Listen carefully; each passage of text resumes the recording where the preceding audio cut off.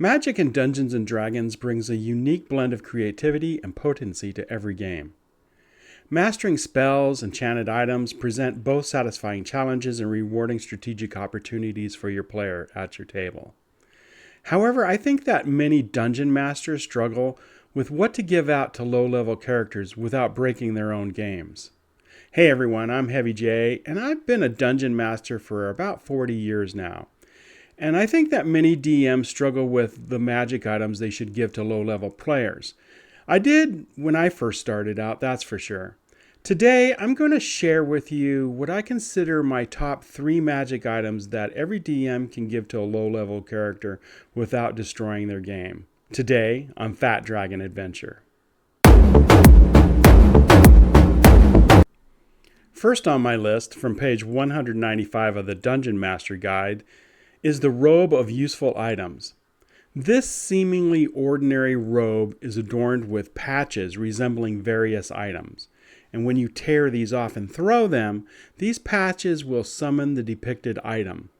While typically this robe contains practical tools for your players like ladders and daggers and whatnot, the robe's contents are customizable by the Dungeon Master. What I think makes this item particularly appealing early on is its finite pool of resources. As your players navigate their adventures, they must carefully manage their patches, transforming each item into a potential solution to the pressing challenge. Next up from page 175 of the Dungeon Master is the immovable rod. This is a fun item, just rife with possibilities for the mundane to the absurd. While it offers no immediate combat advantage, this rod instead presents players with a puzzle to solve. With the press of a button, the rod locks into place, defying movement, even if the rod is suspended in air. I once saw one of these used by a player that was eaten by a purple worm. When the player activated the rod and held on while the worm moved, as predicted, the rod stayed in place, thus creating a way out for the player. Kind of gross, huh? As you can see, players must employ clever tactics to leverage its immovable nature.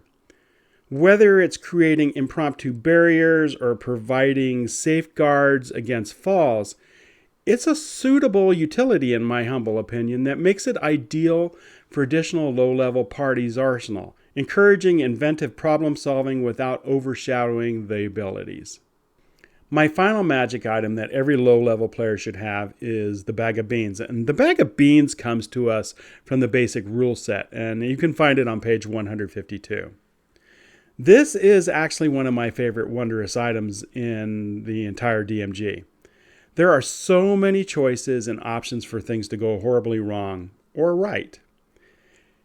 The players are going to find that this is a versatile tool with potentiality for chaotic consequences. The bag, when it's dumped, its contents will explode, dealing damage to nearby monsters, including the characters and their allies. So that's why they need to be careful with this. Also, planting and watering the beans will yield a variety of outcomes determined by the Dungeon Master when he rolls on a random table in the basic rule set. Now, I caution the Dungeon Masters out there when you're giving out these beans. It's important to maintain balance.